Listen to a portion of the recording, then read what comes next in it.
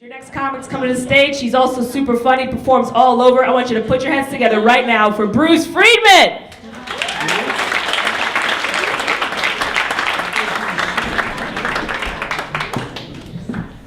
You know, she's very nice, but she's a liar. She's never seen me work, nothing, okay? But it's okay. I want to tell you, for all the guys who are not sure which condom they want to buy, okay? You go to the supermarket because you get the cheapest condom. It's called double bagging. Okay? Now, I want to tell you, out of every 3 marriages in this country, 3 end in divorce, 3 end in separation, and the other couples are happily married and they cheat. Because statistics don't lie, husbands do. Okay? Now, I really want to meet somebody, so I went on J-Date. Now, you see, the thing about J-Date, all the Jewish girls are non-practicing. It's the same thing with their sex life, non-practicing. And, you know, I'm in a desperate race against time on J-Date because, well, if I don't meet somebody nice, then, you know, they're going to automatically renew my membership. And so what did I do? I came up with an offer that I would make to any woman who got to know me and got to like me. I would reimburse them the cost of their membership dues. Okay. Now, let's see. There are, well, the truth is, there are a lot of liars on J-Date. Oh, really? You see, for example, I met a girl who said she was mostly faithful. And I said, mostly faithful? You know, she was a day tripper, you know? She took me halfway there. I didn't know, but I found out. Okay. Which, let's see. But the thing is about liars, Jewish girls are not just regular liars. They are a pack of pathetic, pathological liars, which is not to be confused with, you know, congenital liars. And when you talk about their sex life, they're genital liars. Why am I looking at him? He doesn't laugh at me. See, so now I'm trying to meet the right girl, and as I say, they all lie. One girl wrote at the top of her profile that she's 64. At the end of the profile, she said it was a slight fib, I'm 68. I want to know why the pause. Was that 4 years for menopause? Was it 4 years for her to create and write her profile? I mean, the furthest thing from her mind is telling the truth. Now, with all of this happening, I started to wonder what makes a woman attractive. These women all claim that they're gorgeous and this and this, and actually, I think Santa has left some clean coal in their stockings.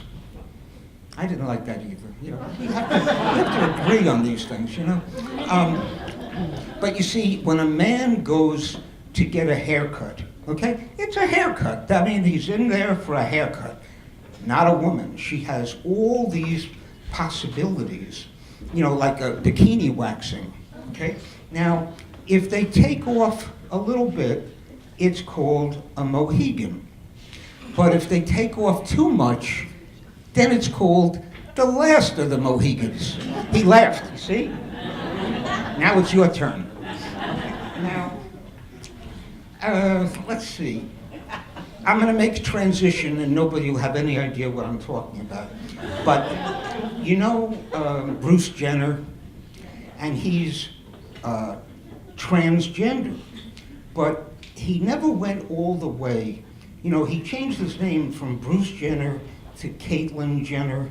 He should have changed his name to Caitlyn Gender, okay? Because this guy is a big TV reality star, and he wants to get his picture everywhere. You know the little orphan kids that they had on the boxes, the small boxes of milk? Well, he's got a new deal. They're going to put his picture on the carton. Only it won't be milk, it'll be half and half. Okay?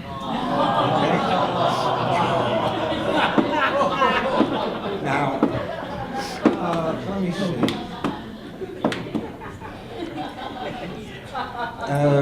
Okay. When you get to my age, things start to go wrong. I mean, I have friends, they need like a valve job, heart surgery, they need knee replacement, but I got them all beat. I've got cancer and they're jealous. Okay? But I don't have any side effects. I'm really doing great. And they're beginning to lose interest. Really. So, let's see. Oh yeah, and I came here by subway. Now, I hate the subway. You go to the information booth, which should be retitled the lack of information booth. And the guy has a microphone and a button, and I'm talking through 3 inches of thick glass, and he never presses the button and takes the mic. And I said, I'm trying to get to West 4th Street. And he says, the bathroom is right here on this station. And I said, no, I said, I want to get the bathroom. I said, I already went to the bathroom in the elevator that's in the station. Well, it serves a dual purpose, let's face it. Let me close with something that I wrote for another comic maybe 40 years ago. And he already had this routine. And he was a wonderful, sweet man. His name was George Carlin, okay? Yeah. It really was. He paid me, and he only used 2 lines from the whole routine. He was a real nice guy and very funny. And so I wrote him a routine before he ever started the freewheeling stuff. He was going to be a sex education teacher in the public school. Okay, boys and girls, welcome to Sex Ed for 2. It's going to be a lot more fun with Sex Ed for 2. Okay? And the homework assignment tomorrow, you got to bring in pictures showing your parental love. Are there any questions? Dirty Mary. How you supposed to get good pictures if you have to knock first? Out of the room, Dirty Mary. Okay? So to end on a high note, thank you very much.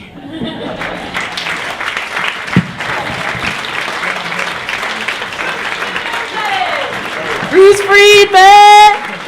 Oh my gosh! Nice. 2 things I know about Bruce Friedman: he's hilarious and he hates liars. All right, hates them.